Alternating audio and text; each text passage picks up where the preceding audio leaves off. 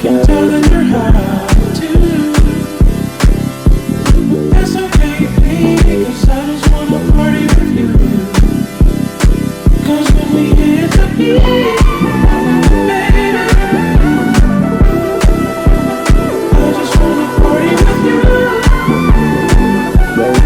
all night. Someone on the phone, 'cause I can't hold my tongue. 'Cause if I get too drunk, baby, then I'm gonna ruin the fun. That's such a problem, it's because I've seen too much, baby. Sorry if I get PTSD, but I just wanna party with you all night, because you make me happy. That's right, I wanna party with you tonight, because you make everything alright.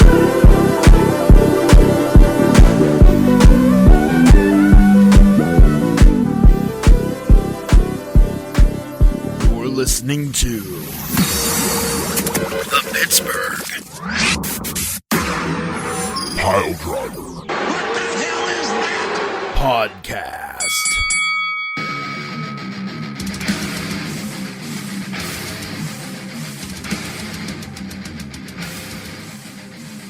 Same week, second episode, G Golly Humphreys. The biggest, the best, maybe, my opinion, WrestleMania ever. WrestleMania 40 happened. We have to talk about it. Lots of good stuff. Oh, my heavens. There's champions everywhere. Sniff, snash, snarl. Beef the Legend, Tiger Bomb, Tom, Ransom, Doofus, Finsky, Poot the Never Here Bard is never here. Maybe he'll show up on episode 2. Maybe he'll just keep tooting a horn in some fucking school band. Who the hell knows? Talk about WrestleMania, you two. Go. Yeah, man. Something different. No, that was a WrestleMania song. Yeah, not this year's, though. Then also Linda McMahon's entrance theme, but also not this year, homie. What? Oh, it should have been. It The was old Linda McMahon's WrestleMania theme song Yep. turned into Linda McMahon's entrance music, and that was happening during the run of He Who Shall Not Be Named Voldemort of Wrestling. Talk about WrestleMania All right. 40, beef. Okay. Fucking guy, I'm going to kick your ass. Easy there, Phil. With love, Oh, okay. Well, Phil. yeah, man. Old fucking carbonation machine, Phil Brooks. That's what we called him because he loved Pepsi. So yeah. WrestleMania was pretty incredible. Yeah. So I'll probably get around to my rewatch this weekend. But I can tell you this. It's pretty fucking high, man. First of all, let me say Second. okay. Let me say that I love keeping the show high and tight. I know on the last episode I kind of beleaguered some of the match times, and yeah, absolutely, I think that there is some room to grow with some additional timings of the matches. But all that being said, starting the show at 7 p.m., Oh my god. having it done by 11, so that we can actually watch the press conference without being fucking zombies. Amazing. Love it. Yep. I got to watch the entire post night 2 press conference before I had to go to bed for work for Monday. It was sensational. So fucking great work on that. But like, so in my lead up here, as I'm wont to do, I kind of realized something. I have always said that WrestleMania 19 might be my favorite WrestleMania. And the more that time goes by, the more I'm realizing that like 30 and 31 are probably closer to that than 19. Not that 19 is not great, but I think that more good stuff happened at 30 and 31. Um, and I'll say this: 39 and 40. Oh my. Again, It's like fine. two great fucking back-to-back years. Something about like the rollovers, man. Like 30 and 31, 20 and 21, 39, 40 have all been really fucking good. Um but yeah, I can't overstate this enough whenever I say that WrestleMania 40 may have been the greatest professional wrestling event of all time. Yeah, and Um that's not hyperbole. Like I like no, or as Triple H says, hyperbole. yes. He said that and it made me very sad. Yeah. Yeah, I died a little. Um no, so even leading up to WrestleMania 40, I know Beef traditionally, goes back and watches old manias and stuff like that. That wasn't something that I always did traditionally, but I found myself doing it this year because I really wanted to get myself really hyped up and everything like that for WrestleMania 40. And I don't know that I really needed to because it was really great. Even going back and watching some older manias, like I did watch a good bit of WrestleMania 30, but then there were certain ones that I skipped, and I'm just like, yeah, I'm not even gonna bother with that. Like, I don't care. Like, I didn't care about fucking Roman Reigns and Undertaker or whatever. I'm like, nah, I'm good. Or like, just different, just certain things. But man, like top to bottom, I don't think there was really. I mean, I really don't think there was any match on night 1 or 2 where I kind of went, like that I was dissatisfied at all. I think every match that was really, really good. I think we were kind of down on Sammy winning. I'm still not convinced that that was the way to go, but I also want to give them a wide berth. I want to see where they go with it. I want to see what happens next. I want to see what happens next with Gunther. I want to see where they go with the Intercontinental title. Like, okay, like maybe in 2 months I'll be backtracking. Yeah, I Because again, I think that the impetus here is that you were only going to have one chance to have the historic reign of Gunther end. And if we're being honest, I don't know that we'll see another um reign like that in our lifetime. oh yeah. At least for the Intercontinental title. Well, I don't know that And I mean, I don't know that we need to, same with honestly. I don't know. agreed, Yeah, agreed. and I don't get me wrong. Like, I mean, I wanted to see Gunther win as well. But I'm okay with Sammy winning because, again, like I was alluding to, or well, not even alluding, as I mentioned, in last episode, Sammy is that type of worker and that type of character that knows how to really get you invested into what he's doing. He makes it believable. Like, if there was a list of people, that were sniffing around the IC title who would make who would have made it believable that they had the chance to beat Gunther, Sammy would definitely, be up there, would have been up there on my list just because he plays that underdog role so well. And he makes you believe, and he makes it believable to believe in him. So I'm excited, like you said, I'm excited to see where it goes with Sammy. I got a little bit worried come night 2 with the whole US title thing because I thought, Sammy's like, "All right, now it's your turn."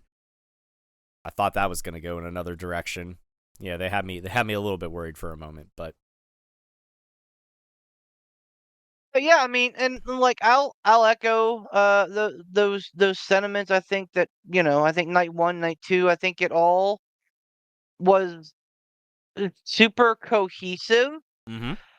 super amazing and just like top to bottom. Again, I don't want to try and oversell this, but like maybe the best WrestleMania of all time, maybe the best wrestling event of all time.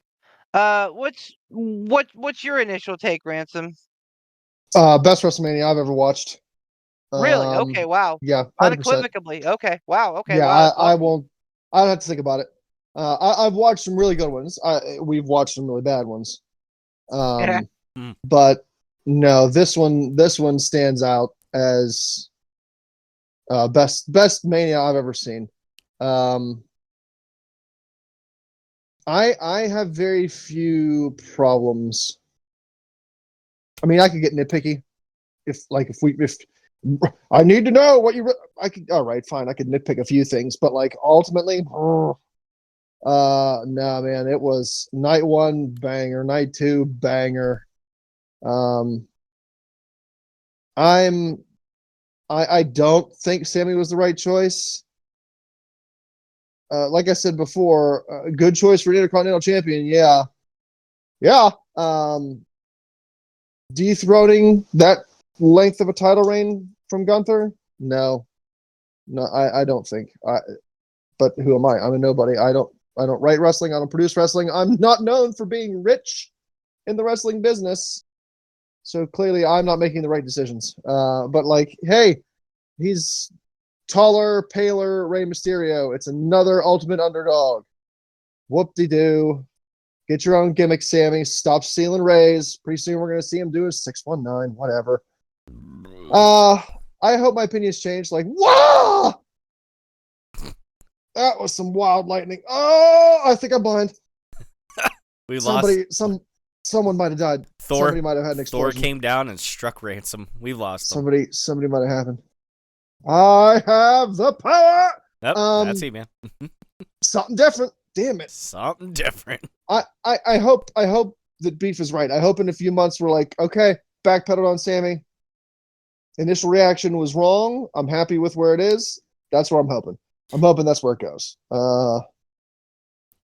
Nitpicking. I'm nitpicking here on this next one, but I don't care because I didn't get something that I wanted. So, like, again, grain of salt, nitpicky. I think it was a miss having the Undertaker instead of Stone Cold Steve Austin. I'll agree with that. I don't know what the situation was. I don't know if Austin was unavailable or unwilling or what the case was. It was neat to see like the tit for tat when it comes to like bloodline member and somebody opposing them. I just yeah, sure, Rock and Undertaker had some matches. So like yeah, but I don't know. When I think Rock and WrestleMania, I don't think Rock and Undertaker. I think Rock and Stone Cold. So, if I may, to that point, real Yes. quick. What? You can't ever just fucking say, yeah, Ransom, I agree with you. Not ever goddamn Well, once. You're always just fucking me. You're fucking me. All right, listen, man. Just take a minute. Take a minute here, okay? I Hold on. think Hold on. What? Something happened. Something happened. Something happened. What happened? My phone just did an amazing, crazy ass buzz. Probably the like flood warning and shit. flood warning. Oh, an emergency alert. Holy hell. Well, that blew up my eardrums. So, good night, everybody. So Deaf. What? I What? I don't disagree with you. I think that the glass breaking would have been amazing. Would have been, one of the best things ever and would have been just insane. But you're thinking about The Rock and Austin, which is great. Like that, absolutely, that's what that conjures. However, this story wasn't about The Rock or Steve Austin. It wasn't even about WrestleMania. The story was about the bloodline. And really, the reign of the bloodline started when Roman Reigns beat The Undertaker, stood in the ring for 10 minutes While before saying a word, the crowd called him a and eventually fucking just, pussy on Monday Night yep, Raw. I love that. eventually just said, "This is my yard now," Good and point. walked out. And yes, I understand that that was before he left for his leukemia. Yes, I understand that that was before COVID. And before the bloodline, before I get that. But like that's where the seeds were laid for where this Roman Reigns character would go. So the Undertaker, I think, made more sense in that aspect. That said, would it have been a bigger moment if Steve Austin was there? Of course. No shade on The Undertaker, but of course. I don't think that there's been a more popular guy in WWE than Steve Austin. That is, of course, including Cody. That is, of course, including The Rock and including Hulk Hogan. There is not a man alive that is more popular in WWE than Steve Austin was. So, is it a miss? Maybe, but like I get it. I understand why they went the way that they did. So I, I'm with you. I'm with you both. Like I think a lot of people, I think everybody was expecting, maybe getting Austin or whatever. And yeah, that definitely it would have been a bigger pop for sure. But at the same time, it was nice to feel surprised because we kind of like when we talked about it, and as I thought about it more, I was like, okay, yeah, Cena makes sense to come down and neutralize. Obviously, Jay and Jimmy, neutralize one another. Cena neutralizing Solo, that makes sense. Like, who you gonna get to come down and neutralize The Rock besides Seth?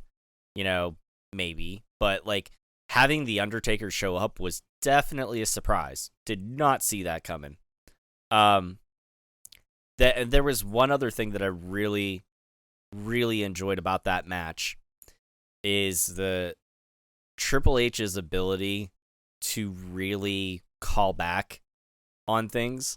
So if you notice, whenever Seth came down, he came down in his Shield attire, and he said to Cody before all this stuff or whatever, before WrestleMania, he said, "I'll be your Shield." So nudge, nudge, wink, wink.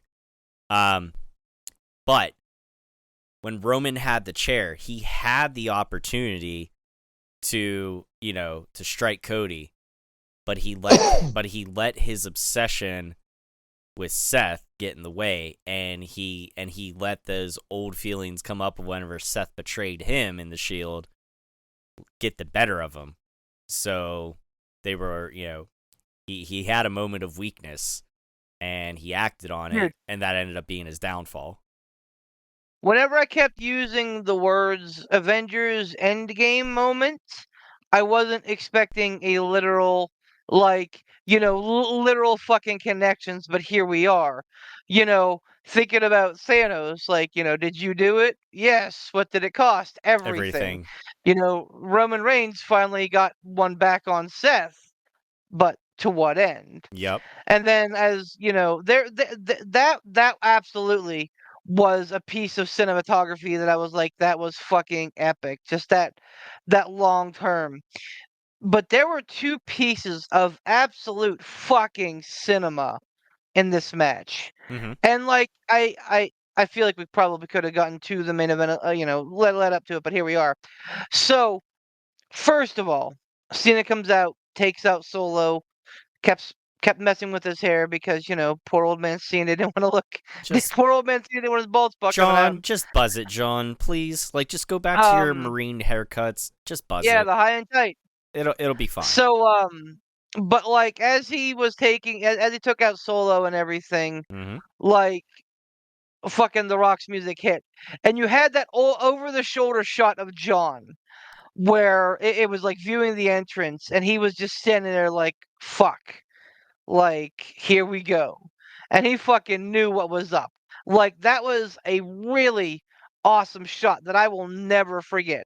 Like, that image of John Cena is fucking burned into my brain. of him like with his mouth agog being like, fuck, here comes the final boss. And like the fact that he went down kind of like a chump, I think speaks volumes of how well The Rock and how big of a deal The Rock was in this, particular story. In addition to that, the other one that really that really sticks in my brain um was oh god. Oh, it stuck Does it? so hard in my brain I forgot it. Does it stick Oh in your brain? no, it's Whoops. gone. Ba-da-da-da-da-da. What? No, Oh, no, oh, no, no. oh, oh, oh, oh, oh, oh, no, It's no, no, back. no, no. It's back. Roman on his back, getting the fucking 3 called on him with a smile on his face. Now, say what you will. Oh, Cody was just laying on his face in a weird way and it made it do that thing. Okay, maybe. And like, oh, he was just happy for him. Maybe. But again, I go back to the fucking Thanos meme, man. Fucking watching the sunrise in a grateful universe. Like, Roman Reigns has been the head of the table for the last fucking 3.5 years. Mm-hmm. He has been the guy driving the fucking Ferrari. And he was able on Sunday, personally, to go, I've done it. I have done everything I have wanted to do in this business. And I'm not saying he's retiring. Absolutely not. I think he will be gone for a while, which he should be. But like he was able to kind of like rest easy knowing that like he's put the car in good hands. I thought that was an amazing piece of work. They didn't catch it on the initial shot, but they got it on the replay. And the fact that I think that they showed that replay shows exactly that they knew what they were doing and what they caught on camera. Again, I don't know if it was incidental. I don't know if it was on purpose. But if it was fucking on purpose, fucking bravo, Roman, because that was a fucking stroke of genius. Yeah. No, I agree.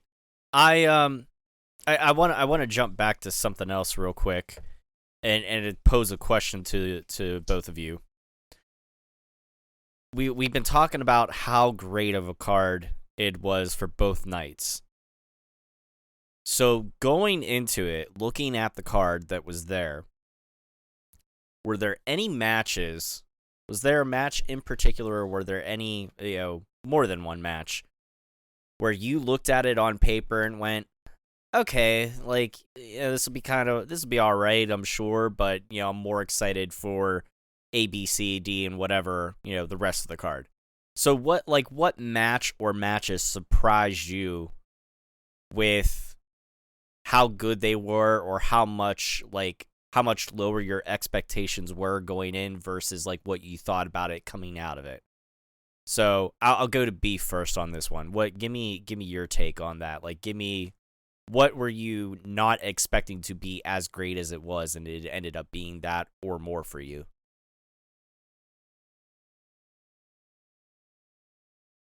That's tough because I really feel like everything led up to its billing uh and like did its job and like built the way that it was supposed to be built.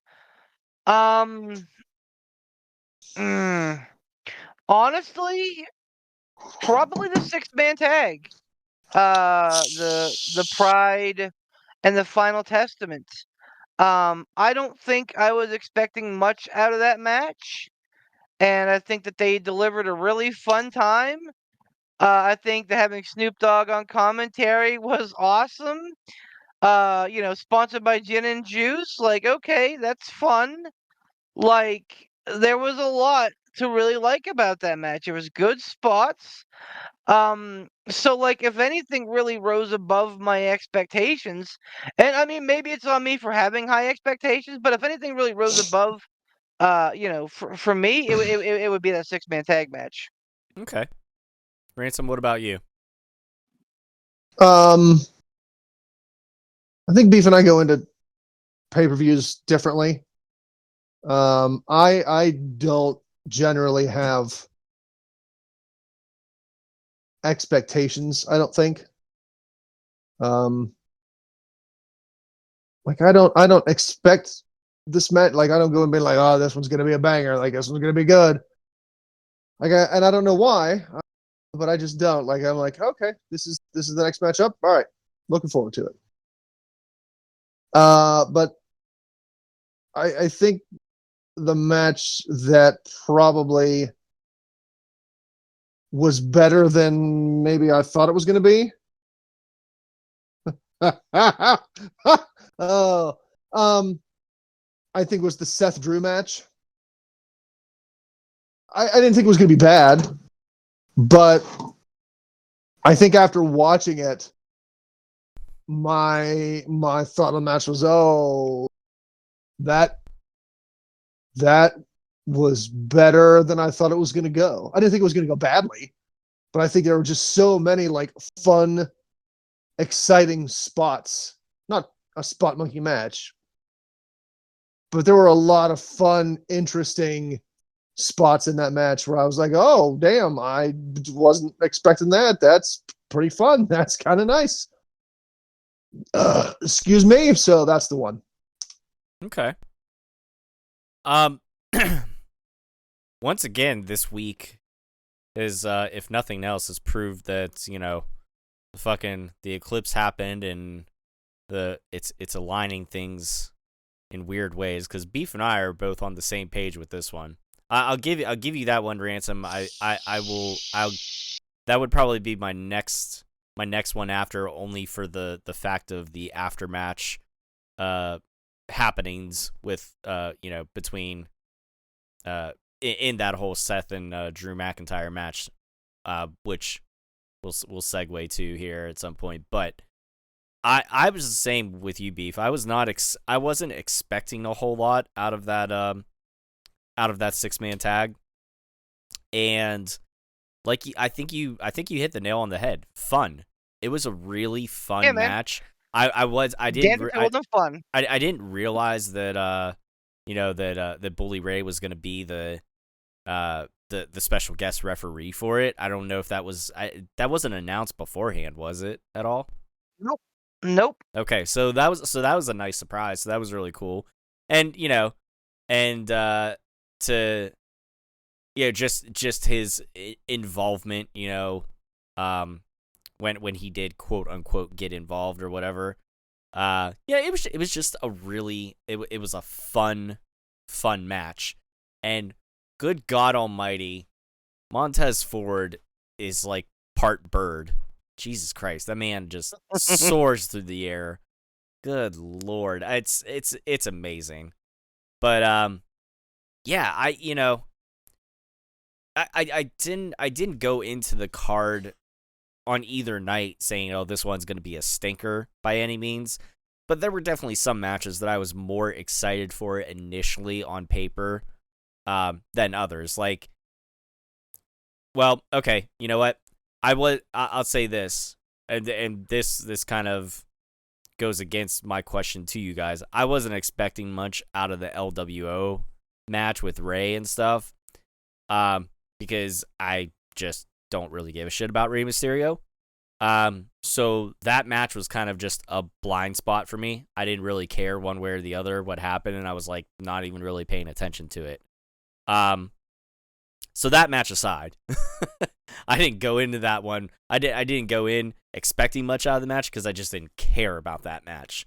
But yeah, definitely the 6-man tag was something I went in going, okay, you know, I'm sure it'll be a good match, but obviously I'm more excited for Seth and Drew. I'm more excited for the United States title triple threat. I'm more excited for the main event. You know, all that to say, it was just a surprisingly good time, and now that match is over.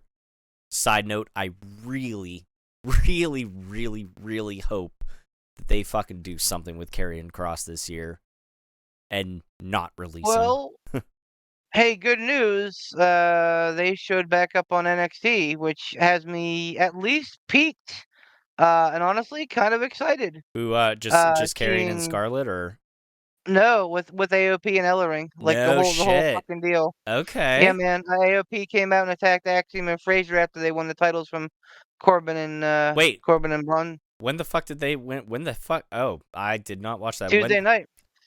How the fuck did that? How the Yeah, fuck man. did they win the titles off them? They just had a match at Stand and Deliver. Why did they get? Yep. Why did they? They get a rematch. Why they? I don't know, man. Wrestling. Well, cause the elephant in the room is this: Braun Breaker is going to be on the main roster. Yeah, You know, which Ilya Dragunov is defending against Trick Williams here in 2 weeks.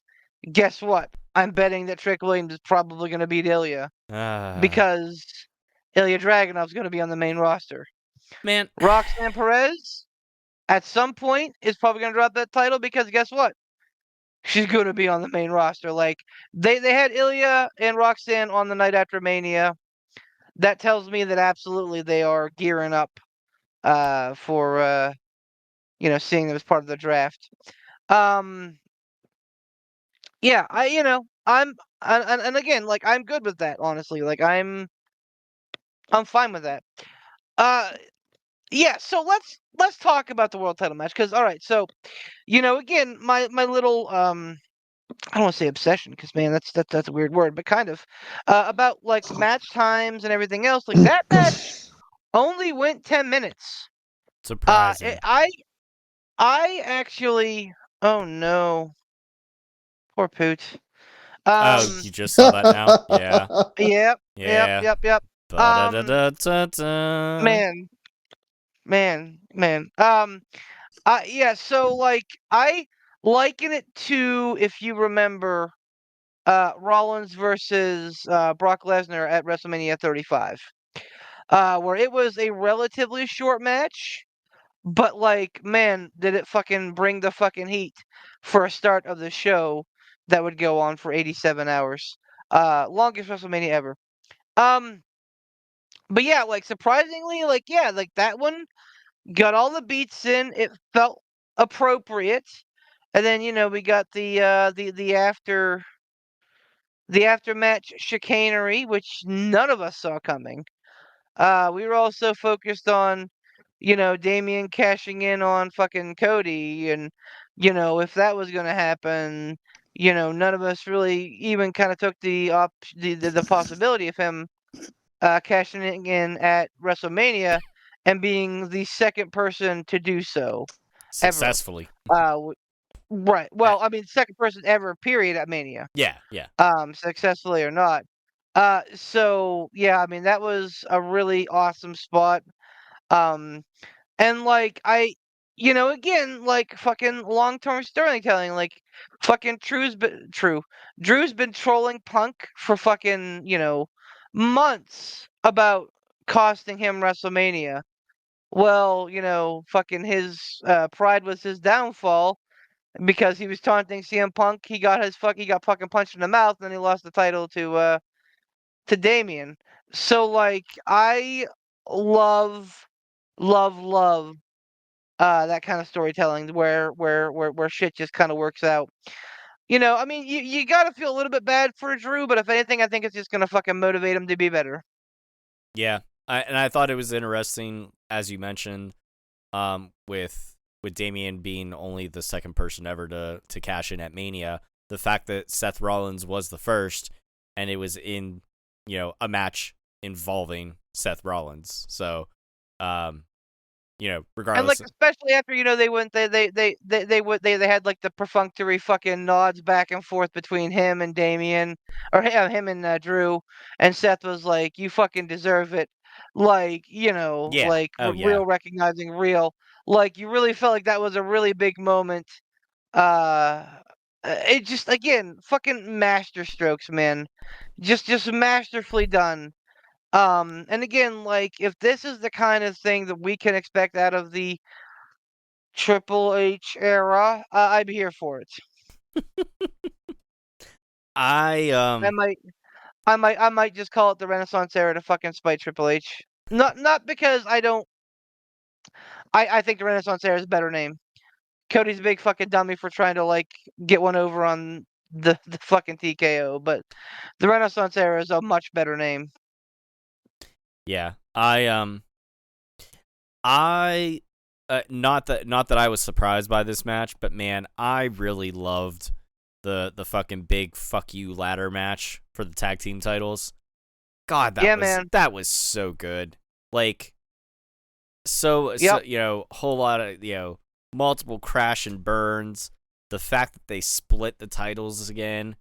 And honestly, I know we were talking about them right before, either before the pick, or no, it was on the pick show, but it was after we did the picks on that match, I believe. We were talking about Austin Theory and his seemingly fall from grace, and I'm excited that they gave him something, throw him in a tag team with Grayson Waller or whatever. I know that we're traditionally not really big up on just slapping two single competitors together, and because most times it doesn't usually work out that well. However, with these two, their personalities and stuff like that, like it's good for right now. Obviously, like somebody's ego is gonna get bigger than the others in the end, and somebody's gonna end up turning on somebody, or they lose them and split, whatever. Like, but like this one, it seems like it fits and it works for their team. Just like before, like we didn't see the like I don't think anybody expected Sheamus and fucking Cesaro to be such a great tag team, but that they ended up being. But it was a really fun ride with the Bar.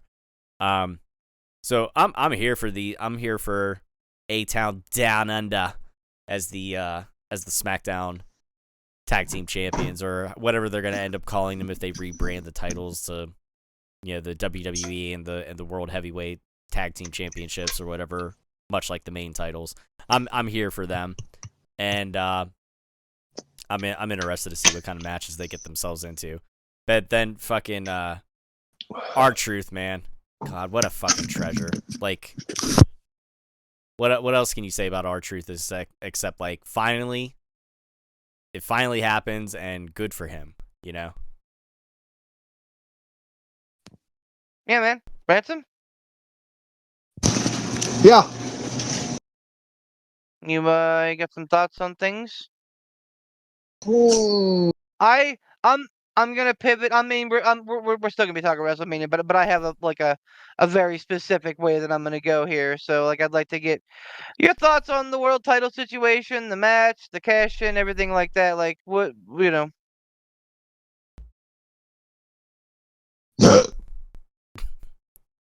very poignant. All right, there's Ransom.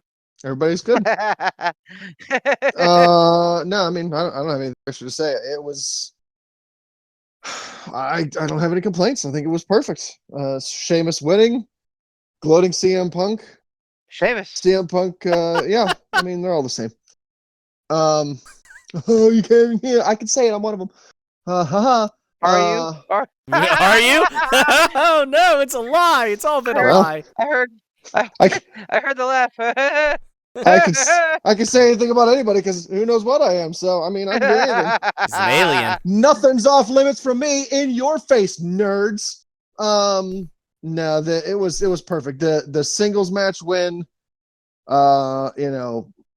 Punk giving them the business, and then Damien Cat like, oh man, like, ugh. I don't know that it could have done any better. I just it gave Drew the win in front of the crowd, which is what we all wanted for him. But the cash in doesn't give him a prolonged. It doesn't give people time to get sick of Drew. It's like, hey, he got a big cheer. It was very exciting. You could see it in Seth's face. He was very happy for him. And then the Damien cash in. Like, I think it all is going to work out very well. I'm very much looking forward to seeing what Damien does with the World Heavyweight title. I think he deserves a big title, one of the big ones.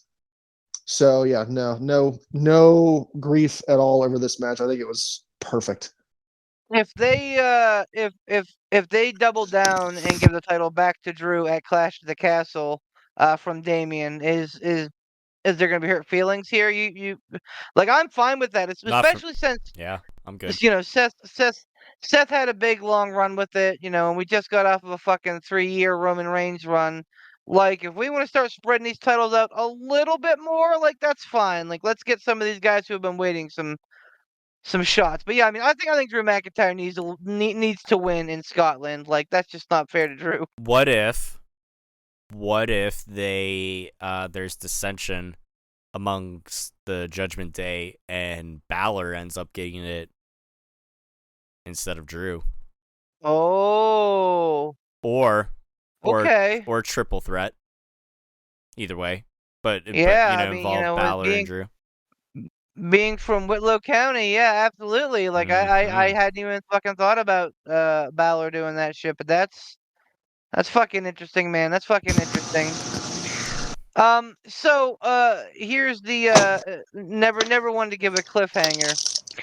Let's talk about night one main event. The Rock, Roman versus Cody and Seth. Obviously well done. And again, I'm gonna talk about match times. Not that that necessarily means anything in specific.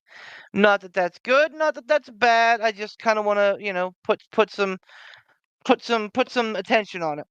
So, um, the Bloodline versus Cody and Seth was the second longest match in WrestleMania history, next only to the Iron Man match with Brett and Shawn. That match, bell to bell, meaning the Bloodline and Cody and Seth. That match, bell to bell, was 45 minutes. I think it was like 44 minutes and 30 seconds. Uh, Big long match. Um, how are we feeling about that? Kicking like finishing off night one, having and like that was much less of like a big fuck you match, like Cody and Roman would be the next night, with all the cameos, and that match followed up, was 33 minutes. So the night one main event was 10 whole minutes longer. Uh I I I personally felt like it went on a little bit too long, and it insisted upon itself a little bit. I will agree with you for the night one match. I feel like if there's any match where I could have gone back and, made this match a little shorter, made this match a little longer, whatever, adjusted some of the times, it would have been probably that main event. Have it just maybe be about 5 to 10 minutes shorter. They did plenty. I mean, I don't know. Like, it's again, it's one. I mean, now this is an example of this is a match that went on for a long time, and it felt like it went on for a long time too. Yes. Yeah. Yes. So in the case of, some of the other ones like we mentioned, like Gunther versus Sammy, where it didn't go on quite as long as maybe you thought it was, the way that the in-ring storytelling and psychology made it feel bigger, made it feel longer, whatever. This one, I'm not saying this in the sense that it was a bad match by any ways, but like it had the psychology of doom and gloom, because I think everybody who, is not just a surface level fan and is like, oh, the baby faces are always gonna win, yay. Everybody knew Rock and Roman were gonna win, so it was kind of that impending. All right, let's get this.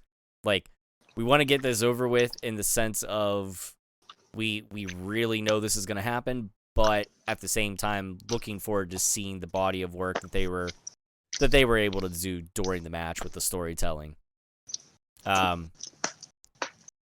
So yeah, that one definitely, yeah, that one felt longer, went on a little too long. Ransom, What?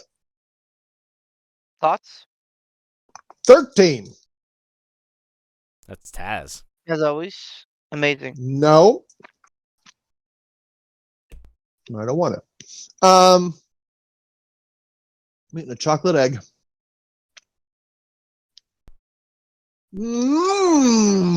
Chocolate egg. What kind of chocolate Um, egg? Now I'm curious. See, you've drawn me in. You got me invested. I'm compartmentalizing the show. That's a need-to-know basis. It's not integral to the plot. So I'll tell you in triplicate once the proper Freedom of Information request forms are submitted. I'm the opposite of you two fuckfaces. I was happy with the length of time in the tag match. With all 4 of those guys in it, I think it was a good amount of time. It gave everybody a chance to do some fun stuff. I would have been okay with the main event of night 2 being a little bit shorter because, again, if I'm going to get nitpicky, it kind of started to drone on a little bit. Like I found myself going, okay, where's Jimmy? Okay, where's Solo? When's the first bloodline going to come out so we start to get the counter? Like when's that going to happen? Is it happening now? Is it happening now? Oh no, we're on to our 12th crossroads. Well, you know it's not going to be over because nothing has happened with the bloodline, so this pin means nothing. Oh, we've had 14 spears and 13 Superman punches. Still no bloodline, so you know it's not going to be it. Like what? Let's go. Pick it up. Where's that? I've seen 4 billion finishers. I'm ready for this match to be over. Maybe if they stopped. Wait. Pardon. Maybe the chocolate egg's coming up. Maybe if they stopped with like, hey, let's do a finisher every 5.79 minutes in a match. It wouldn't be so bad. But like I feel like Cody matches and Roman matches, they're just filled with finishers. And you're like, okay, Yawn City, you're doing your finisher, but I know it's not over. Let's go. The end. Move on. I mean, you know where Don't. it What? started though, right? What? Tell me. With your boy, Shawn Pick- Michaels and Undertaker. Like they were the ones to really bring back, and I know that there was a period of time where like the FU and the RKO were kind of, you know, with those 2 wrestlers specifically, kind of the same way. But like Michaels and Undertaker made kicking out of each other's finisher cool. So like, Yeah, okay, but here's the thing. in that I don't match, yes, it was. I Now I it's not though. but Not you anymore. see, here's the thing. I think when you're in a big fight, I think it's fine. You know, Lesnar having to do 3 F5s to knock off Undertaker, awesome. Like I think as long as it's a big spot, I'm fine with it. What? We got 4 crossroads, or I don't remember exactly, but like there was a lot of them. You know, that may have been overkill. Yeah, I especially too in this match where, like, again, if it's a pick any other match, fine. I still don't like it, but okay, fine. The Undertaker and Shawn Michaels, like, nobody knew which way it was going to go at that point. There were some people that legitimately thought Michaels was going to end the streak. So, like, just saying, like, well, yeah, it started there, yeah, but it didn't continue. That was a special time. It could have died there. there was some doubt. I think there was some doubt with the Roman match, the Right. Roman No, Cody match. but look, that notwithstanding, the constant finishers though, like in this match, they were pointless because they went through the entire exercise of night one on winning the Bloodline Rules match. So you know damn well, and like anybody that watches wrestling, like you don't even have to be like drilled in like you are. Like you could just watch it and enjoy it and not psychoanalyze it. I'm not saying you're psycho, but like you know what I mean? Like you're dialed in, and then there are people that watch, and then there are like the every once in a whiles. You can be just someone that just watches and doesn't dive into it like you do, like we do, and know this crossroads means nothing. This spear means nothing. This Superman punch means nothing because there's yet to be any bloodline bullshit. And you're not going to bother winning a bloodline rules match if there's not going to be any bloodline anywhere in this match. That's fair. And so those finishers were dumb and pointless, and it was like, okay, let's go. You don't need to do that many crossroads. You know you're not pinning them right now. Okay. So I hear that, and like in this specific instance, because I know that we are traditionally pretty close on views, but I know in this particular instance, I know that we're not necessarily close because I think that we have different views on that. That said, I think you're 100% right with the Bloodline Rules match with this main event. It absolutely, like we knew it wasn't gonna fucking happen.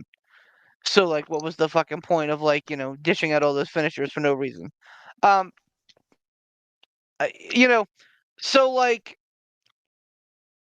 I don't know.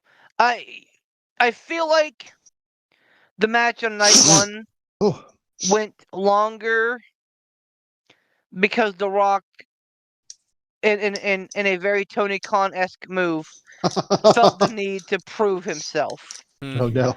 Felt the need to kind of like, show those marks that WrestleMania 29 was a one-off. That like he wasn't that he's not going to injure his fucking abdomen in every single match he has. So I think he felt the need to kind of like exonerate that. And helps when you're the boss for sure. It's the final boss. I don't think he. Yeah, okay. I mean, part of it too is just flat out ego. Oh yeah. Because, and I'm sorry to derail your thought here. No, you're good. But can we stop with that stupid fucking title belt? Oh Jesus God! Can you stop the people's stop title. it. Let's get into that Stop after. Let's get into that after because there's Stop a lot. walking around with that motherfucking belt on your shoulder like it means something. But like Lottie that's so Ali dumb. gave No, it to him. no. She went out and spent her money to give it to The Rock. Nope. That's why there's a giant bull on there. No. You like, oh my gosh, it's just he's got to strut around with this belt. Well, Roman's got a belt, so I need to come out with a belt because it would look weird if I just came out with nothing, with my eyebrow. Like that would be weird. Like I need to have a belt. Yeah, I have less of an issue with that. I mean, I have an issue with that. Okay, I'll be honest, but I have less of an issue with that than I do of him making the Hall of Fame induction of the greatest boxer of all time. Yeah, that was dumb. Yeah. About him, and it's all dumb. About. Yeah. Oh well. Well, yeah. Absolutely. Again, like varying levels. Here's a good gauge. Here's a good gauge of that too. It's very short-sighted. My girlfriend, who is not like an avid fan like us or anything like that, she watches from time to time. She'll watch things with me or whatever, certain pay-per-views and stuff. She knows who some people are. She pays a little bit of attention to the happenings and, like leading up to WrestleMania or even after WrestleMania, she was asking about certain things and stuff like that. And she's like, see, I pay attention. I'm like, yeah, well, you can also watch it too. Like you can watch it more often. But here's how meaningless that people's title is. My girlfriend said, she's like, your guys' podcast title means more than that fucking thing does. And I'm like, You're not wrong. Absolutely. You're not wrong. You know why? Because we have a fucking established fucking there's a lineage. Uh okay. Like if you want to have that little story where Lonnie Ali tells about The Rock coming to her in the 90s and being like, I want to make sure it's okay with the champ that I'm using the people's champ. Like, Which okay, that's a neat that little part tidbit. that part was fine. I was okay with them Right. talking about that because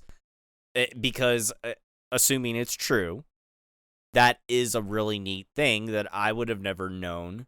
Like why, why he all of a sudden was just calling himself the people's champion. But besides the fact of him, just trying to be over with the crowd and stuff, it's an interesting tie-in. I didn't know that, that he and his family were close with Ali and his family like that and stuff. So it's interesting.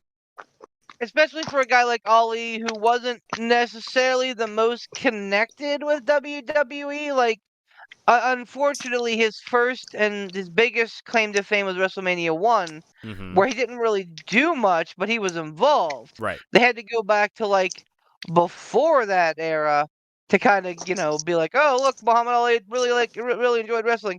But prior, I had no knowledge of that, and but that's kind of like what the celebrity wing of the Hall of Fame is. It's these guys and gals that are tangential. Again, that's fine. So yeah, having The Rock having his little story there, whatever, that's cool. Okay, but then to be like, oh well, I went out and I got this. I did it for The Rock. I went out and I got this title made, and we want to present it to The Rock and the new people. Yeah, okay, all right. I don't think even the fucking dumbest mark out there didn't believe that fucking Lonnie Ali went out with what I'm sure is probably a limited fucking income at this point, and is like, hey, make me this big fucking $10,000 title with all these fucking rhinestones, and make sure to put a big bull on it. Because I'm sure that Layla Ali has no idea that a fucking bull means shit to The Rock. It's a bad look. It is a bad look. Yeah, not great. And even still, okay, if you're gonna go that whole dumb route and that's what you want to do and that makes you feel good to have her present you with the belt of the Hall of Fame, whatever. It's a prop.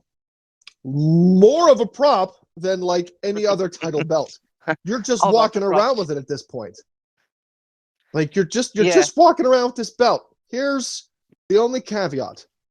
If at some point The Rock comes back and they make a storyline out of that belt, oh no, sorry, that one snuck up on me, and somebody beats The Rock for that belt, just like the $1 million championship, $1 million title, whatever you want to call it. That was a made-up title, but it got defended. Okay, fine. If you want to have this made-up stupid belt be defended, I'm more okay with it at that point than I am with just The Rock walking around having some belt. Hey, I have a belt now. Okay, neat, but what are you doing? What are you doing with it? Stop walking around with it. You have a belt. What do you do? Quit holding it. So I look back to what? I feel like that would actually, I would actually fall the other side, because I think that that's where they're heading after the master class. After the master class Right on the night after Mania, I'll let you hold mine if you let me hold yours. Phrasing. Yeah. Fucking little things that Rock and Cody had. I'm like, man, they're gonna fucking do a title for this shit at some point, and I'm just, it's so dumb. It's so dumb. The title's dumb. The Rock's dumb for wanting to be part of it. For ruining Muhammad Ali's Hall of Fame moment. The whole thing is just fucking terrible. It is. Let's just let's leave The Rock, leave that at home when he comes back, in his fucking little corner bookcase where he keeps all of his other titles. Not gonna. Let's just Not gonna do it. Well, I mean, okay, but like they also pivoted He's not away from gonna. The Rock at WrestleMania. They also, moved to Cody Rhodes. So I mean, like I feel like I don't know that his belt's getting that much hate though. oh, I think it is. Yeah, Yeah, okay. Here's the thing though. I yes. think it is, but I think that there's a lot of shit going on right now that wrestling fans are like, We can give Yeah. this one a pass. Yeah. yeah, Yeah. exactly. Like, Yeah. Like, man, The yeah. Rock's Hall of Fame, like The Rock being involved in, Lonnie Ali's Hall of Fame speech and getting this big dumb title. Yeah, it's pretty stupid. 2 hours later, Tony Khan, I'm releasing the footage from All In, and the wrestling fans are like, oh, let's forget about this fucking whole title fiasco. This is a way dumber fucking move. If It's like anything, The Rock fucking every time WWE does something dumb, I feel like Tony Khan's watching at home and going, Hold my beer. you know what? You know what? I'll show you dumb. Here we go. And every it's like, time no, I man, think you're doing the wrong thing. You need to do the opposite. When WWE does something great, you look at that and go, all right, I'm gonna do something greater. But they do something dumb, you're like, hold it, yeah, let's get dumb. I'm gonna get dumber. Let's go, dummy time. He's like, that No, idea. man, stop it. That people's title wasn't a cocaine fueled idea. I'll show you a cocaine fueled idea. Oh yeah, you're gonna bring out the people's title. Well, watch this. I'm gonna bring out the CM Punk title on my show. No fucking guys, stop it. I'll bring out the Pepsi Cola plunge title. Oh god. Yeah, look at me go. Watch me do it. I'm gonna have all tattoos on his belt too. It'll look crazy. No, Tony, you wrong man. every time I think that you've done the dumbest thing in the world, damn it, you top it. Fucking, oh my god. Yeah. I just, yeah, Yeah. like So there was that's what I'm saying. Like, yeah, there was absolutely like some vitriol out there, but yeah, like it didn't last long because Tony Khan announced that they were showing that shit.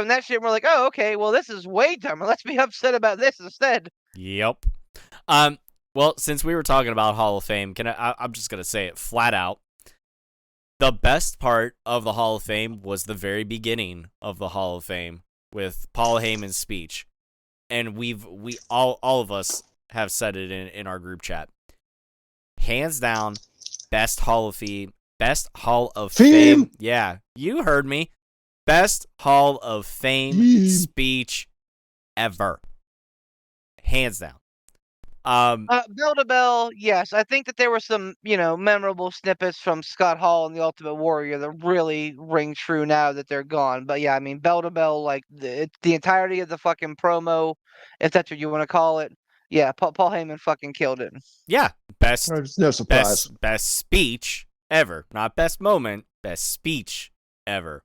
But it probably has arguably a couple of moments that might be up there with a contender a la Scott Hall or Ultimate Warrior one right now, because bad times don't last, but bad guys do. That's all well and fine, but if you think the spirit of ECW died in a court in 2001, you can suck my fucking dick. Might be a little bit better. Just saying. I mean, but they'll never repeat that ever, ever, ever. You'll never get any kind of playback on that ever. Nope. Are you sure about that now? Because I mean, 100%. it's not the fucking Vince McMahon regime anymore. You know? Right, but whenever you have to bleep, I mean, you keep in mind that they're still bleeping, you fucked up, shut the fuck up. Like, if, I mean, Raw was good, but they're still making, like, choices that are kind of silly, like trying to, cut out that crowd noise of shut the fuck up and, you fucked up and bullshit. Like, they mute that shit and the announcers have to try to, like, talk around the muting of it. So, like, yeah, absolutely. And I mean, like, when you have to fucking, like, mute half of the damn sentence, they're not gonna play it. Okay, fair enough on that one. I mean, in the moment, absolutely fucking incredible. Absolutely like a fucking baller move, as only Paulie could do. And again, like, yeah, start to finish, it was untouchable. The part that really stuck out for me, besides that, obviously, was the part where basically Paul Heyman told you in so many words, that we are in good hands and we are better off with Triple H than we ever probably would have been under the tutelage and guidance of Vince McMahon, because he everybody, you've had people be Paul Heyman guys, and Paul Heyman says, I will tell you here and now, I am a Paul Levesque guy. And the fact that he gave him that basically that stamp of approval, as somebody who has been around in WWE for a long time, as somebody who's been around in WCW and obviously ECW, and what was it, AWA before then, or where was he with Mean Mark back in the day? That was WCW. Oh, that was Or still it was either WCW or NWA, one of the two. Okay, but regardless, there's somebody that's been involved in the industry for a long time. He's seen his fair share of fucking bozos and and whatnot. And man, that felt so good, just having that. Not that we needed it, but just having that fucking stamp of approval there, for Triple H, just saying hey man, we believe in you, we're here with you, and also, hi Poot. Hi guys. My Good day's morning, been going everybody. since 5 a.m. and this is the first time I've been home today. Hooray. What are we? Whenever you started talking about being around in WWE and then WCW, I was like, oh, we're talking about Chris Jericho, are we? Nope. Talking about Paul Heyman. Oh, Paul Heyman. Yeah, I like that they did touch on it. I don't mean to just jump in here because Beef, you'll appreciate this. A buddy of mine who went to WrestleMania is in town tonight. Ben. He's in town tonight, so I'm gonna go see him for a little bit because I haven't had time this week to have lunch or dinner like a normal human being with a friend. But with Paul Heyman, the thing that I really like that they touched on to kind of hopefully jump off of Tom's point was the fact that they mentioned that he always saw a star. Mm-hmm. Every time he latched himself to someone or gave his endorsement, I think is a nicer way to put it, rather than latching onto someone. It always came to fruition in some way. He always had that when he was a manager, Paulie Dangerously or whatever. Mean Mark Calloway, Stunning Steve Austin. I mean, Ryback, Curtis Ryback. Axel, those. Yeah. That I don't believe him to have that be his choice. I think that was WWE to be like, make this guy a Paul Heyman guy. And Paul's like, okay. No. And for the time, if you encapsulate Ryback's time, Ryback was a big fucking deal before he went off the fucking deep end. It. He Stop fucking it. was. He was Stop it. over like Rover, man. Stop He it. was. I'm sorry, I know you hate it, and I hate to admit it too, especially with the way that dick face has made himself lately. Mm-hmm. But over like Rover. tell me what. I don't know. Tell me when I'm telling lies. I'll tell you Poots right right. now, you're telling lies. No, CM Punk. dude, Poots the right. crowd was all Right. about feed Had- me more. They were all about him for a cup of coffee. Don't Yeah. act like he was some sort of had thunderous they thing had- that was like, man, look at all this guy's done. He's such a great go. Okay, Listen, he's had- a passing had fad. WC Calm down. had W. WWE pulled the trigger on him beating CM Punk in that cage match, I think it'd be a different story. Mhm. I think that, Yep. and again, I love CM Punk, but I think that he was the guy that should have beat him there. Well, But yeah, Poot's right. But anyway, go ahead, Putin. Well, no, that was kind of my point, is that of course no one bats 1,000. But when he latched himself, like I said, if you take that time period with Ryback and Curtis Axel, man, the problem is Bad. if he booking. would have just leaned into just calling himself Curtis Hennig and just like basically just taking the mantle of Mr. Perfect, not doing it verbatim, putting his own spin on it. But if he would have done something, he could have at least been a strong mid-carder. Well, dude, again, that comes down to booking, I think, because I don't know that they let him do that. You know what I mean?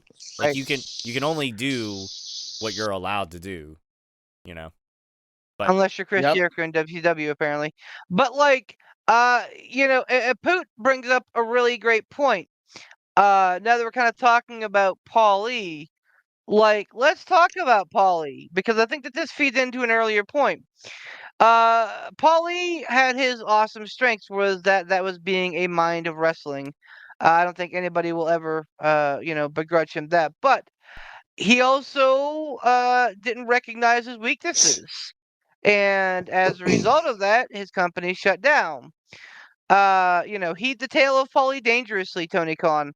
Like, don't take it all on yourself, man. Like, have a team surround you, not just of yes men, but of like people that can actually help you. Um, AEW will go the way of ECW. In 20 years, we'll be watching the rise and fall of AEW on WWE Network. AEW One Night Stand. oh no. Oh god, AEW Dynasty. But yeah, I mean, and like the rest of the Hall of Fame was fairly unimpressive. With all due respect, um, I with skipped all due respect, every single thing else. yeah, I mean, Bulls was a good speech. Bulls. I I have paid I attention. really respect her for speaking English during the promo. That I thought that was a pretty cool little move. And I mean, she was fucking, she was, Becky Lynch before Becky Lynch was Becky Lynch. She was a hard hitting, like real person in the the league, the The fed, league. the league. But like, I think that she, so that was pretty cool. But yeah, I mean, everything else was kind of like very like, eh. Well, I mean, Oh. I have paid attention to US Express's speech just because I knew that they would undoubtedly bring up Bray or whatever, so it was cool to have the Firefly moment. Can we talk about the possibility of Bo Dallas or Taylor, whatever you want to call him, Wyndham Rotunda's brother, carrying on some sort of Fiend-esque legacy or whatever, carrying on the memory of Bray, the spirit? Like, I don't think it's like the possibility. I think it's gonna happen. I think it's a terrible idea. Yeah, I don't think it'll go well. For the exact same reason that Curtis Axel didn't do well. His father was one of the greatest of all time, and then you're gonna give him like the same damn gimmick and like the similar music. No, man. Like Wyndham Rotunda, Bray Wyatt, in my mind, is one of the greatest of all time. He is a certifiable Hall of Famer. He just needs to wait for his moment. Like, are there times in history that I would have changed and would have made him a bigger deal? Absolutely. Beating Cena at WrestleMania 30, which I think that the Firefly Funhouse match played well into. That Did I you- think. did you Did you guys No. watch the documentary? Dude, you gotta watch the documentary because they talk about that and like how quickly they actually got to put that match together. They had maybe like 2 days or something tops. Like The WrestleMania 30 or the Firefly Funhouse? the Firefly Funhouse match that they Okay. had. Like, Oh, like I'm sure. the fact, like, you would have figured that was something that you would think would have taken like weeks or something to produce. Like, they literally had 2 days. Like, the fact that they were able to pull that off the way they did was nothing short of amazing. Well, and again, that speaks to Wyndham's cred. But again, to my to my point, like I think Taylor Bo is not that guy He's never going to be that guy. And to try and put him in a position, whether it is an homage to his brother or not, I think is foolish and setting him up for failure. Mhm. Um, but on the other side of it, like if you bring Bo Dallas back, we know that we're just gonna get like a fucking Christian World Heavyweight title reign out of him, out of sympathy. Like, oh well, Edge isn't here, so or Edge can't go, so here you go, Christian. Oh well, Wyndham's not here, so here's your little your push, Bo, and everybody feels good about it, but it doesn't really amount to much. Well, I have a theory. There's just I have a theory about this, Easy. and whenever I have, whenever you're done, I'm sorry, I know I interrupted you already, but No, like you're good, good, whenever you're good. done making your point, I have a theory about this. Please go ahead. So my theory is that because Bray or Wyndham thought so far ahead, like who watched the documentary? I did. So did Ransom Beef? Did you? No. No. Okay. Then there was something in there that made me go, okay, this man thought ahead. Like, so I'm sitting here and I'm going, okay, he thought ahead and he had all these ideas and machinations and, and evolutions and continuous ideas for not just a character, but for like the overall idea of what he was going for. My theory is that because he had so much and because his brother was so involved, Mhm. like, on the road and like talking to him, that because he understood the thought process and with what Wyndham left behind, note wise, idea wise, and everything, I really believe if used gingerly and Believe. done gingerly with the idea, with the fact of where we're at now, with who's in charge, what's happening, and kind of the modus operandi that WWE wants to move forward with, I really, really think that this isn't going to be, Bo kind of going, oh, I'm going to do my own thing with this and I'm going to continue this. I think he has enough information and enough things there to go, I want to to borrow a phrase, I want to finish this story with these ideas. Bad idea. I really think it could be done well. See, I understand where you're coming from, Poot. I do have I do have hesitation and worry, like Beef and Ransom, that it's gonna come off as like, oh, we're just doing this out of sympathy for Bo. But having watched the documentary, I understand exactly what you mean. There was a lot left on the table that they just started scratching the surface with Uncle Howdy and everything like that. Like there is so much still out there. There was something else too, which it ended up being a fan made channel, but my God, some of the ideas and stuff. If you get a chance, go onto YouTube and look up Dreadmare, DreadMare. Old Bo Dallas's channel.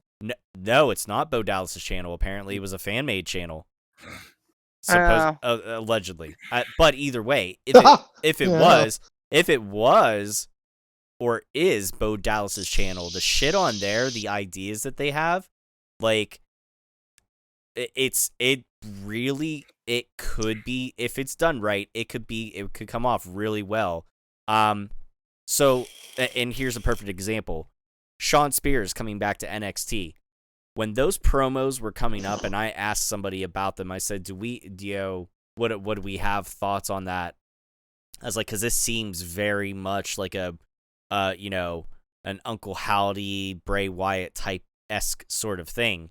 And it ended up being Shawn Spears, of all people, randomly.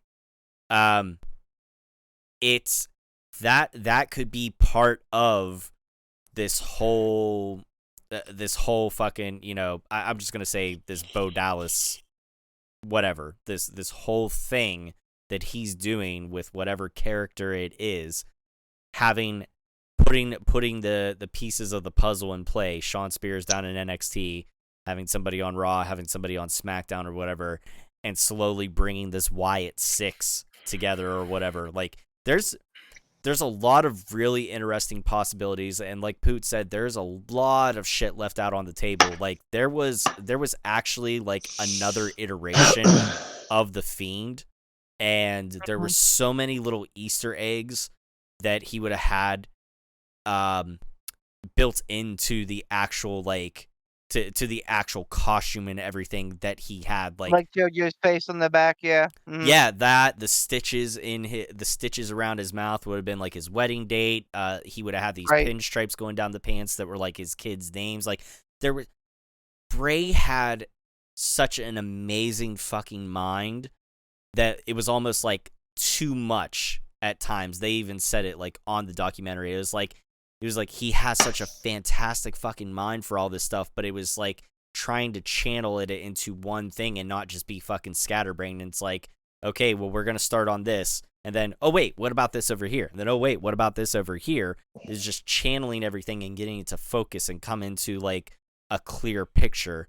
And so, and I'm not, this isn't to say like one's better than the other, but the fact that Taylor, you know, was on the road with Bray and stuff like that, and the fact that they both had this same love for like horror and stuff like that growing up, and the fact that, you know, he did come back into the Uncle Howdy role, he was getting involved in stuff like that, and then obviously, you know, Bray's health issues happened, so like it got cut so short that, you know, we'll never know, but there's a lot of possibility left out there.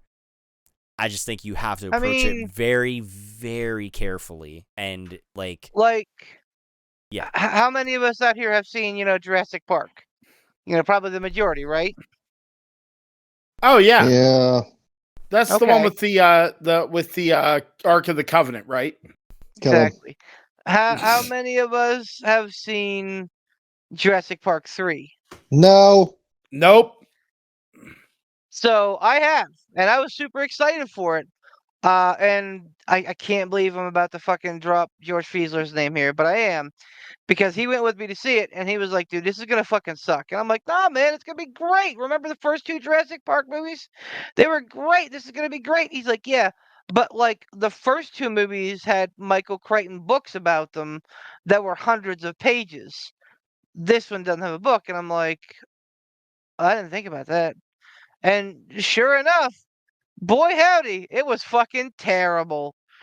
So I say that to say that like you can base things off of the source material, but eventually it's gonna come tumbling down because it doesn't have the core to it. And again, no shade on Taylor, but like he doesn't have that dynamic personality that his brother had. He doesn't have the ownership of the room. You know, even with Bo Dallas, it was a very like quirky character. I just feel like Bray was a special mind, a special dude, and a special place and time. You know, it's like they say, man. Like you get to burn bright and burn fast, or like burn slow and burn for a while. You don't get to do both. And I, again, I'm a huge Bray fan, and I think the reason I don't want to watch the documentary is because it's a very kind of like final thing. Like, yes, I know that he's passed away. I know that he's not coming back, but like I think that just really kind of encapsulates it and makes it very, matter of fact, like closes the book on it. And again, I know what you guys are saying. That they dropped the hints there. I know all about it. I've read about the shit from the documentary. I may not have seen it, but I've read a lot about it. So like I get it. That there's a ton of shit left on the table here. I I I just feel like and Uh-oh. I think that Bray would, and this is very fucking cheap to say, Bray would absolutely want this to happen. He absolutely would want this, Taylor to pick up his mantle and kick ass with it. I just feel like eventually, the golden goose is going to be out of eggs, and then what? Well, then you have creative, who wasn't really involved in any of that, try to take it over, and it's going to feel different. Um, It's going to feel very again, much like WWE creative. exactly. And again, not that I don't trust Triple H. I too am a Paul Levesque guy. I absolutely do. But I also know that, like, whenever somebody is forced into a position on a movie, by a studio or a book, when someone takes over midstream, it's never a good situation. It never turns out well, Are you saying that and we're always are you saying le- that WWE left. would be forcing Taylor into doing this, or is that what you're implying? No, I'm saying that I feel like at some point WWE creative is going to get injected in there, and it's going to feel different. And again, I'm not implying that Triple H creative is going to be bad, not at all. But in this case, I think any different than what Bray would have done is bad different. Mm-hmm. Uh, and that there's your sticking point, is that eventually it's going to become something that he didn't want, or he would not have wanted. And like at that point, we're just going to be too fucking invested with it and go, oh well, here we are. But don't you also feel that if there's anybody who would know or have the closest idea to what Bray would want, it would be Taylor? Well, I right, mean, with right, how but at the end of involved he the was, Just it because would he make has a good sense. idea about it doesn't mean that it needs to go further. Like, yeah, and Taylor it has the also best doesn't idea mean, about it, but like, we know that we know that Vince, of all fucking people, was very keen on giving Bray his fucking space, his fucking creative spacing to fucking do it and make it happen. Like, but like, do you give that same thing to Bo the Dallas, to the fucking Taylor onus Rotunda? the onus at that point then would have to be on Taylor to do the right thing by what Bray had laid out. And that's the thing. I don't think that he has the chops for that. With all due respect, I I don't know, I man. Like after watching the documentary, I feel like he has the reverence for the creative world that his brother had created to want to make it the best he possibly could. I mean, again, I don't want it to be forced. Like, I don't want them to do it just because. Like, if Taylor's into it and he can do it, and try to do it right, I'm all for it. But if at any point Taylor's like, you know what, I can't do it for one reason or another, if it's just a realization of his own limitations, or he just says, you know what, it's too much, I can't bear to do this right now, all well and fine. Like, you know what? and the other half of that is like, you guys are assuming that WWE creative is going to be like, yeah, go ahead and take the reins, like Bray did. Like, even if he has the chops, I don't know that creative is going to trust him out the gate like that. They've I already you know started sowing the seeds though, man. I I'm saying this. Anytime, and again, I'll repeat it just for posterity. Anytime that ownership of anything changes midway through the stream, it's not good. There has never been a situation where like something changes midstream and it's turned out better. Um, that's just kind of a fact. At best, you're left with something that is a combination of two different visions. Actually, you're And wrong. and WWE, man. Wait a minute. Are W- you trying to tell me okay, that now when WWE doesn't fucking count because it's fucking ongoing for fucking 40 years. are you trying to tell me that when Kevin Nash and Scott Hall went to WCW that Diesel and Razor Ramon failed in WWE? I mean, look at it from look at Ant-Man. Ant-Man was good, but it wasn't what Edgar Wright wanted, and he fucking walked. Edgar. So what happened? Like we got a mishmash of two visions. Look at fucking the fucking Revenge of the Skywalkers or whatever, like the last Star Wars movie. God, Like that was so abysmal.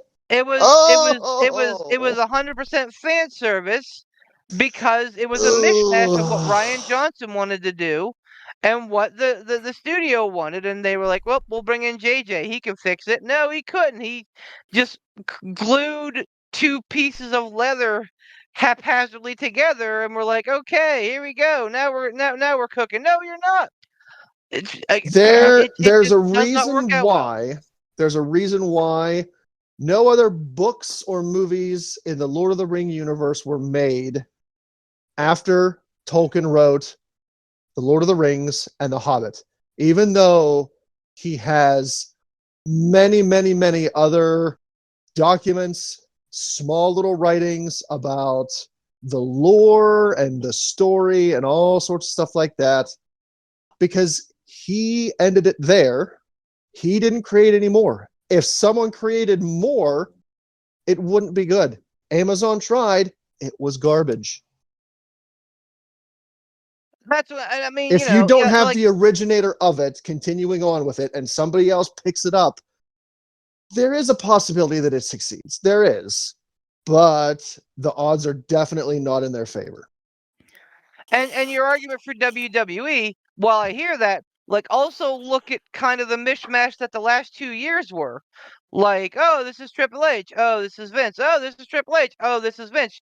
And it was literally a power struggle for like 2 years until we finally got rid of that lecherous old man. Yeah, which now So, it's like, better, which was my exact point. You said when something changes ownership, it's never any better.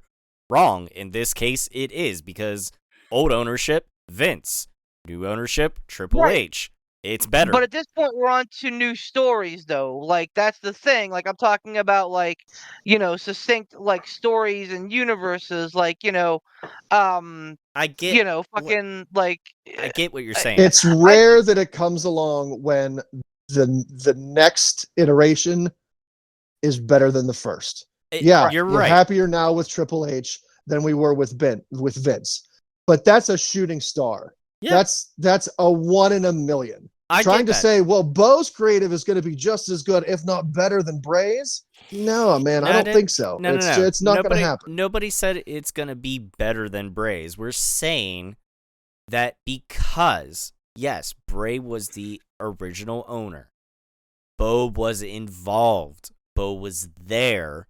Bo has an idea of the original person's plan. I'm not saying it's going to be better than what Bray would have come up with, but I'm saying it could be something serviceable. It could be good. And it's understanding the tone. It's understanding the vibe. It's understanding but like the thought. Do we want it to go from what we experienced under Bray to serviceable? Like, no, I would rather not. I'd rather have we had something great under Bray, and it's fine if it dies with Bray. Great. It was here. We experienced it, and it was beautiful while it lasted. I don't want it to continue on and go, this is serviceable. Like, no, do something else. I agree. 100%. Like, that's the thing. Yes, like, absolutely. You could keep this shit going for him, and that's a great way of, like, respecting him and like, memorializing him. But also, you could just kind of leave as is and leave, like, and yes, I understand that you're leaving stuff on the table. Yeah, it sucks. but like at the same time, like we still hold what we got in reverence. So what if, hear me out on this. What if it's not a matter of like continuing on Bray's legacy or anything like that, but what if it's just for however long it would be, just something that Bo does along with whoever, if they involve more people or not, and what if it's something that is able to come to an end to give people some sort of closure because of the fact that there was so much left on the table? What about that? I mean, do we? I don't think I need that closure, man. I'll be honest with you. I'm I'm in a good place with it. Like, yeah, it sucks, but like, I'd rather see it not done than done poorly. Mhm. And I'm not saying that it's going to be done poorly. I'm saying that there's a chance of it. It could even be a 50-50 chance. I all that being said, I would still, even if it's a fucking 70-30 or a fucking 60-40, like don't go with the odds, man. Like give me like I know that right now it sucks because there are stuff out there that we know that there was a story. And it sucks knowing that it's like hanging out there, knowing that it's out there that we could have it. But like I'd rather know that like there's some great unwritten works of Bray that might come out at some point in the future than have it be forced upon us and it goes sideways potentially. Well, Eh, that's the thing. I'm not look, saying wait. like nothing being forced upon us. Like you just said, if there are some works that would come out in the future, okay, well, Like release a book, release a book with it. Absolutely, that'd be fucking awesome to have like a Bray memorialization in a book with like all these like untold notes and things. That'd be fucking great because then you'd be reading it from his hand. Um, but like again, you're talking about potentially involving people. Yes, Taylor was involved, but you know who wasn't? Like probably most of Triple H creative. So like it or not, they're gonna have their hands in it. And again, for better or for worse, it's gonna change. The tone's gonna change. Um, how it's handled's gonna change. So that's what I'm saying. That like I'd rather deal with a what if than get the answer and it be not as good as as I would want it to be. okay, fair enough. Yeah, I like looking at Bray Wyatt's legacy as it is now. I'd rather have it end here than roll the dice and say maybe we get something good for what a small finite amount of time. Maybe they wrap a couple things up here and there. Bo does a thing. It's okay, but I'm not willing to roll the dice. Like if they either start something and then someone realizes like, oh, we can't do it, and then like they just yank the plug and you're like, okay, well that was strange, or they just don't do its service. Like I can see people looking forward to it, going, oh, they're going to continue on with the Uncle Howdy thing. It's going to be great, yes. And then a couple months in, everyone's like, oh, this isn't working, and this is Bray Wyatt's legacy, and boy, For that's going to be disappointing. for example, the NWO. Yeah. Oh, And damn it. and like yes, I Oh, know that we know. Yes, I know that we got the NWO kind of proper at WrestleMania 31, and then, yes, that was cool and all, even though they're all fucking dinosaurs. But like Oh. they were um, but like Vince started that story with a full intention of like, okay, let's give fans some closure on the NWO. And then one random Monday night, he sends Shawn Michaels out and goes, "Well, that's the last time you're gonna hear the NWO music." Or actually, it was Vince himself. I forgot. Vince himself goes out, goes, "That's the last time you'll hear the NWO music because they're done." We're over. And he was just like, this storyline is over, fam. But again, that's Vince McMahon. Over, fam. I don't think anyone's saying that Triple H is going to end it that way, but like, There's no, always a chance. There's it's. always a chance. I think the risk is too great on it not being what people expect because they're going to hold their expectations so high because of what Bray Wyatt did. They're going to look at it and go, well, Bray left all this info. He left all these ideas. All somebody needs to do is dress up. It'll be great. And then it's going to be a colossal flop. And then everyone's going to go, oh, man, if only they would have just left it as it was. I get that. And I get that attitude. But I honestly think that the wrestling zeitgeist will look at this and be a little more accepting because of who it is, what it is. And I really think you guys really need to watch that documentary because I really think that having that kind of like was a way of going, hey, here's the deal. Are you guys accepting of this? And I think with the way that it was presented and the way that it is and the thought process and where everyone is, I really feel like that it's something that the wrestling world will accept. I really do. And now if it flops, fine. It'll be a mark in history. It won't. I don't think it will damage anything that Wyndham did. Agreed. I don't. I don't think it'll damage anything that came before it. Right. If anything, it would leave a mark on Taylor or whatever. Yeah.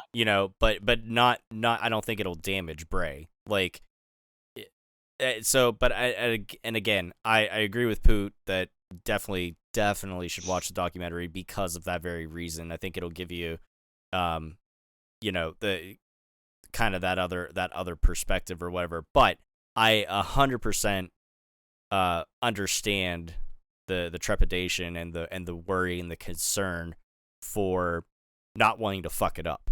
I get that 100% because trust me, I've seen that out of that perfect example, the newest South Park game that came out. I played. Oh God, Snow Day. Snow Day. What a bummer. It's a bummer. I don't like it. I don't know what it is. It just doesn't sit well with me. I loved Stick of Truth. Loved Fractured But Whole. This one, I'm very meh. And even as I was streaming it, I'm like, I don't know how I feel about this.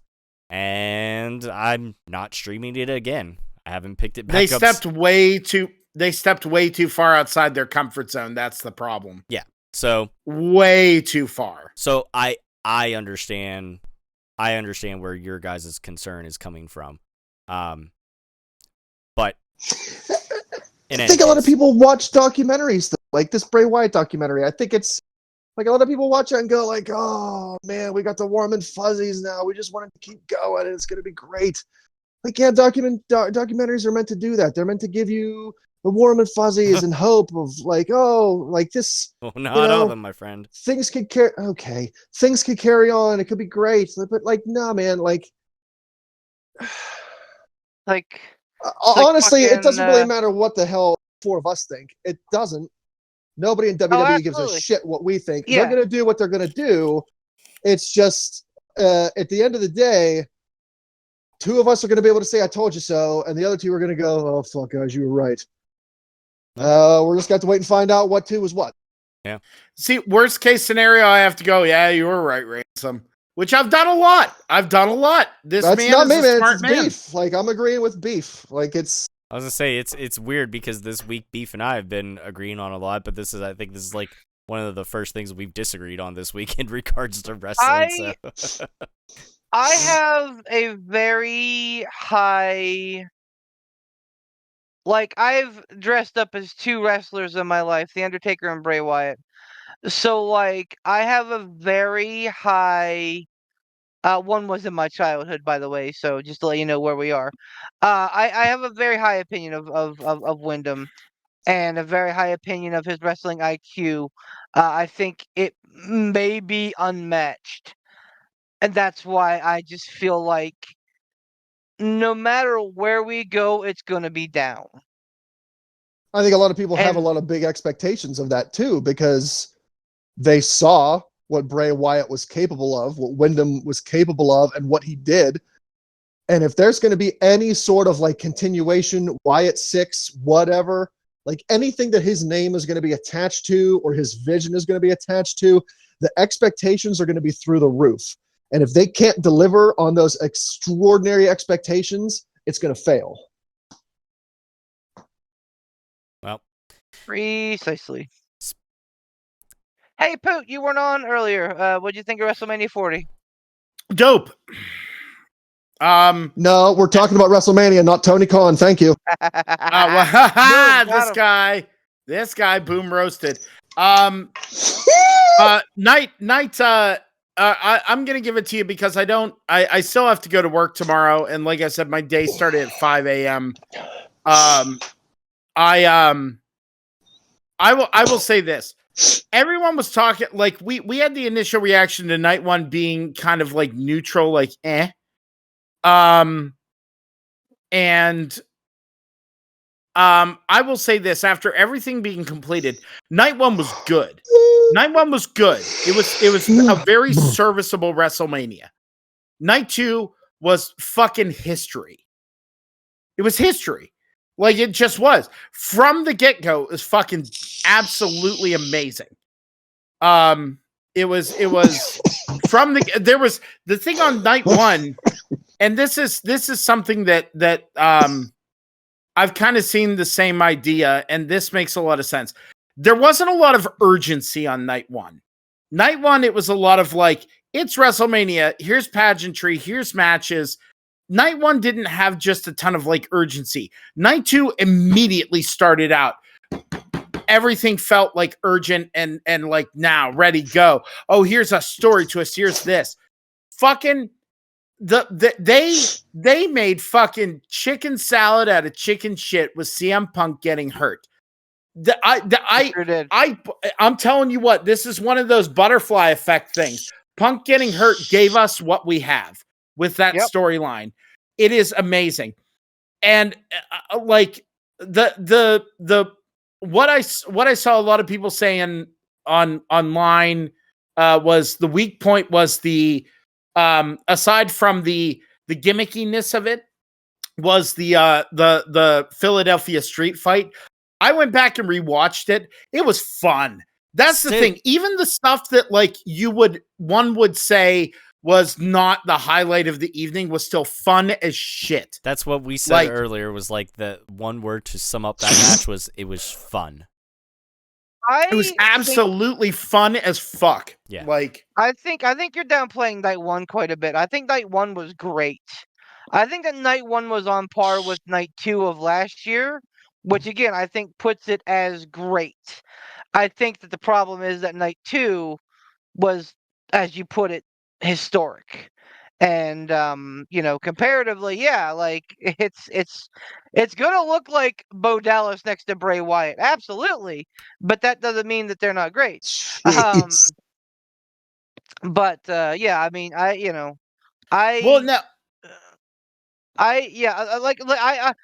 heard nothing bad about either night.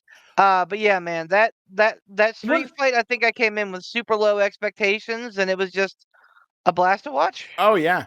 By the way, who's our cruiserweight champion? This You'll guy. have to listen to find out. Damn it, come Tom. on, man. Really? I'm sure Tom was. Listen, I'm not gonna put Poot's already been through the fucking ringer today. I'm not gonna fucking go up. All You gotta right, wait and all see. right. Throw the dog. Am I the loser? Am I the loserweight champion? Fuck no. No. Who else do you think would be? Scooby. Come on now. Scooby is, but he made a run. It was closer than I thought it was going to be anyway. Well, to be fair, I was going in crippled here. This is how good night two was. And so for me, for anyone out there listening, night one, oh, here's something cool. I don't think I told you guys this. So get this. Night one, I had it on in my car to listen to while I was driving to a gig. And when I got to the gig, we loaded in, we put everything up. I walked into the bar to go get my band cordial beverage, and I looked over and I saw a big screen TV that had WrestleMania on it. Nice. And I Oh, went, shit. what? Fucking shit. But the problem is the room we were playing in was not like it wasn't visible from where we were playing, which honestly is probably a good thing, because if I could see WrestleMania, I would have been watching it while I was playing. Yeah, it wouldn't have been a good look for you. But and Beef knows from whenever I hung out, we watched all the indie stuff. My back was fucked up, so I had a rough night. But it was cool because there's a fuck ton of wrestling fans there.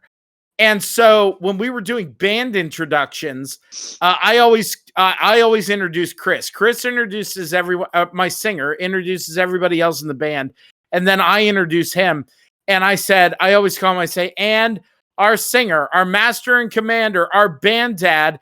And I always say the Lord of the Dance, but this time I said the head of the table. Recognize him, and a whole bunch of fingers went up in the air. Nice. And then there was a fella running around with a Rey Mysterio mask. And after one of our songs, I went, where's that fucker with the Rey Mysterio mask on? And he jumps out, yeah. And I went, how dare you show up to a bar dressed as the worst father in the world? And they popped so hard for that. It was great. And also Yaz, there were plenty of Yaz to be had. So I still got it was one of those things where God looked down at me and went, okay, bud. And he gave me a wink. Like I got to interact with wrestling fans. It wasn't my P3 boys, which I lament.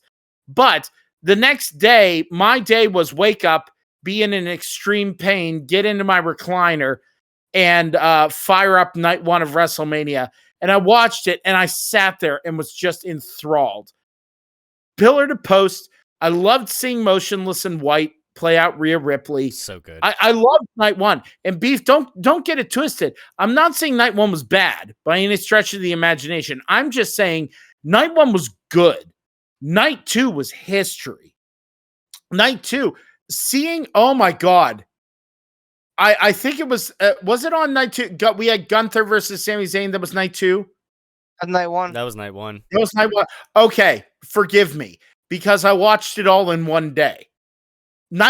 When he went up there and I saw Sammy get up there, in my house, what happened? I stood whenever I went, no fucking way, no fucking way, no fucking way. He went up, he came down. I jumped out of my chair and screamed, brain buster, as I fell to the floor because my back spasmed. Oh. And I was laying on my floor going, brain buster!